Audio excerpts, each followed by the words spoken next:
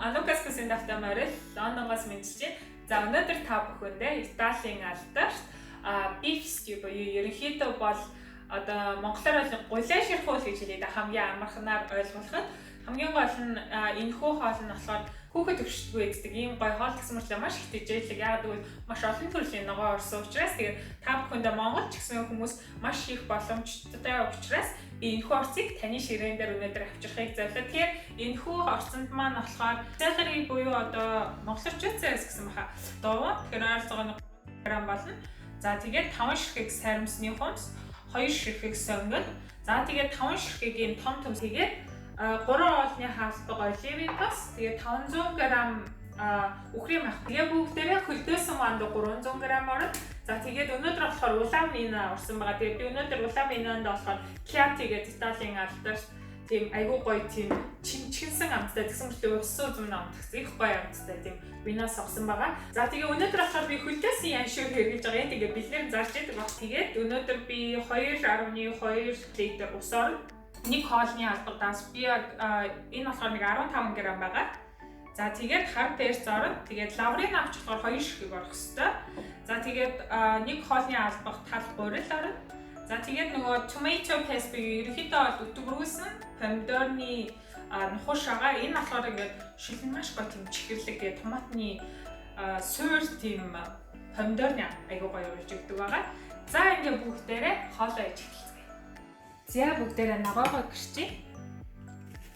За ногоо бол зүгээр жижигхэн гэрчээ. Хамгийн сармас celery гожоо цааш явах юм жижиг гэрчээ.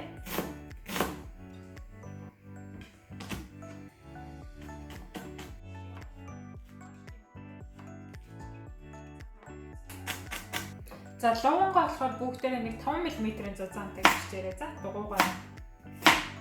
Одоо төмсөө болохоор талаар нь хуваагаад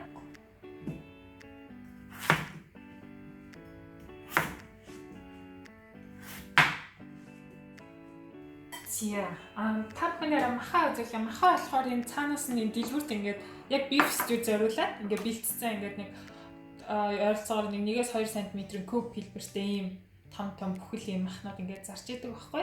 Тэгээ та бүхэн махаа өөрсдөө ингээд нэг 2 см-ийн юутэй тийм хэмжээтэй куб хэлбэртэй гэрчжээрээ. Тэгээд яг ийм 500 г махаа. За бүгдээрээ хурцгаая. За бүгдээрээ одоо оливын тосоо хийе. 3 оолны албаа.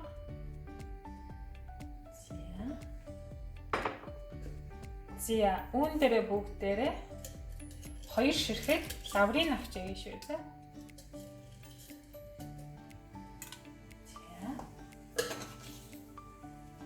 За одоо тэгээд сонгон сармас жамцонис тэгээд бүгдийг нэг хэлбэл хийе.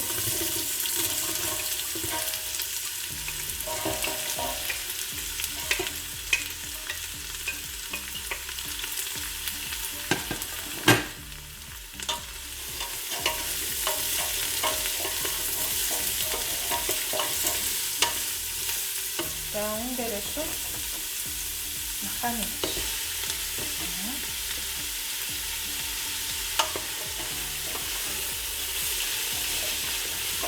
За энэ дээр бүгдээрээ төмс хийгээ. Энийг бүгдээрээ хасчихсан байна. За одоо энэ дээр бүгдээрээ данснасаа хийж гисэн хатин жоохон хийчихье.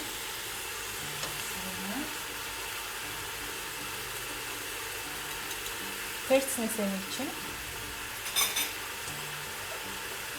Яг өндөр нөгөө хөлдөөсөн яншиг байна шүү дээ. Тэрнээсээ өөрөө 2-3 болсноор юм. За сайн нэг 5-10 минут жоохон хуурчлаа. Иймэрхүү юм. Ингээд нэг жоохон өнгө орчтой. Хооронд нь ингээ бүх амтын дуусгаад өөр илүү гоё амттай болно.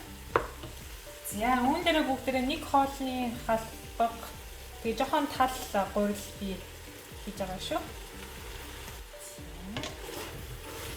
Тэгээд гурлаа сайхан эргүүлээ.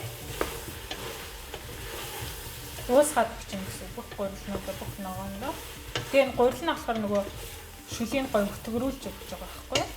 За, үүн дээр бүгд нөгөө tomato paste гэдэг нөгөө өтгөрүүлсэн помидорны нухаш штэ. Энийг болохоор 70 г гэж цаанаас ингээд яг 1 порцент ингээд ирсэн байдаг. Энийг би хэрэглэж байгаа. Энэ айгуу гоё чихэрлэг гоё. Яг ийм л юм аа. Би нухаш өтгөрүүлсэн. За. Үүн дээр бүгд үл ялгаж жоохон нөгөө үлдсэн давсаа юм чи. Ингээд сайхан.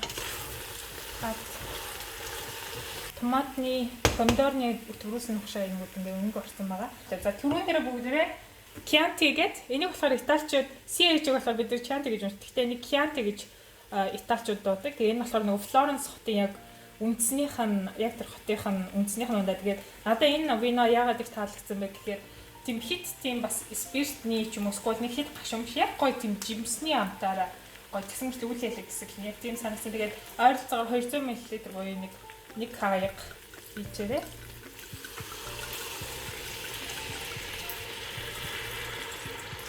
Виногоо уушлаа. Тэгээд жоохон хутгачин гэсэн. Та бүхэн заавал вино ингэж өөрсдөө бас стресс дүүсэн хэрэггүй. Зүгээр яг винотой гэж нөгөө Италийн үндэсний нэг онцлог амт гэж яддаг шүү дээ. Яг тэр амт нь л гарч ирнэ гэсэн байхгүй юу за. Зүгээр яг нөгөө бид нэр хаяа ч гэсэн би хаяа нөгөө вино дууссан үед ч шууд виног л шүү дээ. Зя нэг ийм гоё болсон байна. Бүх юм нь хоорондоо уусаад зүгээр л гэлцэж байгаа сте. За үүн дээр бүгдээ одоо нөгөө 2.2 литр ус гээд би энийг одоо юу ч гэсэн 1 литрийн хийчихье.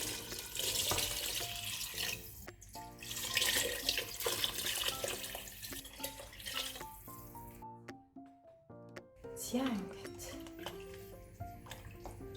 Ерөнхийдөө бол нэг цавны чинь 3.2-оор л ер нь дүүрсэн байна гэсэн үг. За шил маань буцалж эхэлж байна. Бүгдээрээ галаад дунд зэргийн гал дээр тавиад дундаас илээлгдээгүүр. За тэгээд бүгдээрээ одоо цаг орчим буцлах юм шүү за. Тэгэд үе үеийн нэг хутгаад байгаарай за хэлбүүлээд.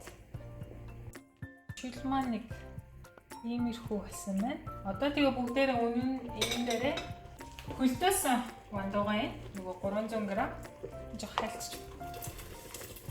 За ерөнхийдөө би өөрөө ихтэй нэг шууд хөрөгчнөөс аваад авчихдаг байхгүй. Тэгэд за энийг ингээ бүгдээрээ нэг дахиад нэг 15-20 минут буцалгана да. За одоо бүгдээрээ энэсээ нөгөө лаврын авч явна. Тэгэхгүй лаврын авч чинь шүлийн гашуун болох чинь удаан байлгаад тах юм бол. За ерөнхийдөө бол ингээ баг шүлний чинь тал нь ингээ ууршаад иймэрхүү өтгөн шүл болох хэрэгтэй шүү. За одоо бүгдээрээ тавгалцгаая.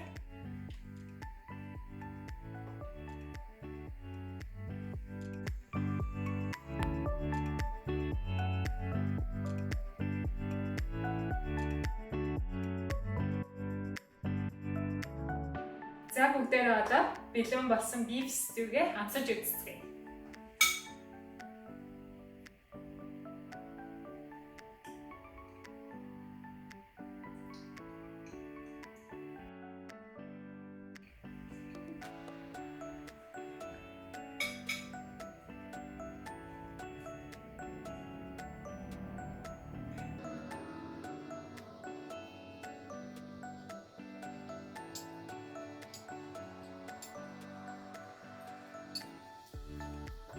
Ойрхон би хутга гэдэг нь нэг төлөхгүйгээс хамгаална гэвэл гурилтай хоёр ингээд баг багаар ингээд ойрхон шүлээ эргүүлээд тахаар нөгөө том бид нэр төмсөг хэрсэн дээр чи ингээд аажимда шүлэндээ усаар шүлнээс дахин өтгөн болгох тийм гоё нөхцөлийг бүрдүүлдэг. Тэгээд энийг гэдэг нь үнэхээр гоё махан маш гоё зүйлээ авдагтаа. Тэгээд нөгөө төмөс ловон тэгээд нөгөө яг хөлтөөс мандууч гоё чихэрлэг амттай шүү дээ. Яг тэр гоё амтаараа үзүүлээд бүр үнэхээр гоё. Тэгээд гэртээ заавал хийж үзээрэй. Тэгээд танай гэр бүлийнхааны одоо байнга ингээд ерөнхийдөө л гоё чамээ мэдчмээр үедээ эсвэл нэг бас романтик хооллол идэх үедээ ч юм уу эсвэл нэг тусгай зочид хүлээж авах үедээ ч гэсэн та бүхэн гоё бол хийж үзээрэй. За тэгээд баярлалаа натаа хамтайсан.